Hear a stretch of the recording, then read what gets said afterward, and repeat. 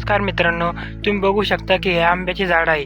याला बार सुद्धा आलेला आहे आणि या मोठे झाड आहे, पण याला आपण कलम बांधलेली होती तर ते मोठे झालेले आहे.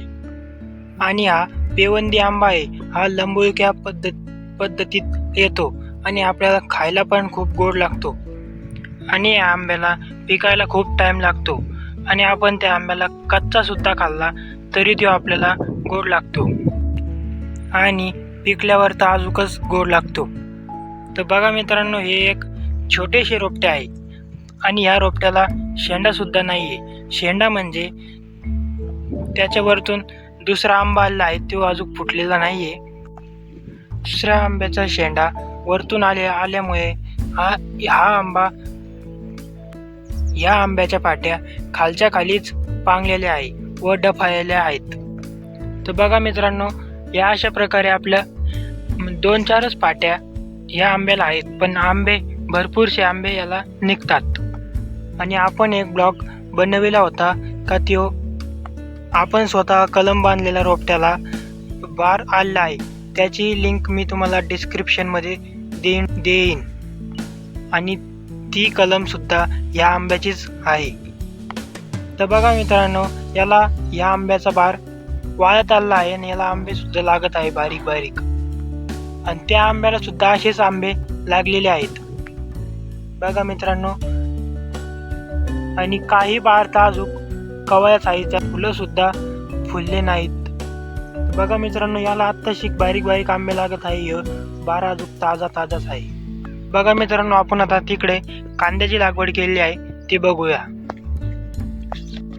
तर बघा मित्रांनो, आपण येथे बाजरी सुद्धा पेरलेली आहेत, ती पण पट्टा पद्धतीने.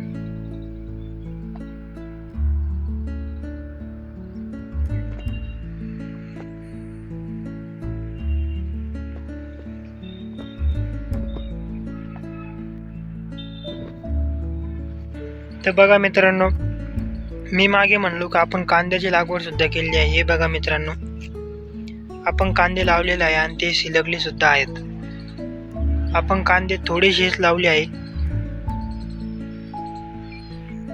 बघा मित्रांनो, आपण खाण्यासाठी एका साईडने एक सरी लसूण सुद्धा लावलेले आहेत.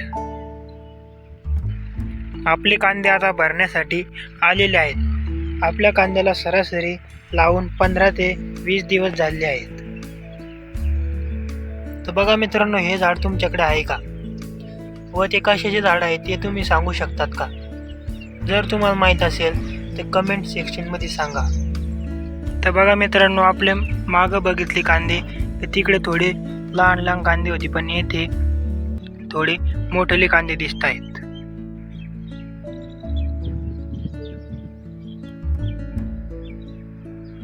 आणि आता आपल्या गावाला वंब्या सुद्धा आल्या आहेत आणि गहू खूप भारी पद्धतीने येथे आलेला आहे आणि त्याला मी काल पाणी सुद्धा भरलेले आहे.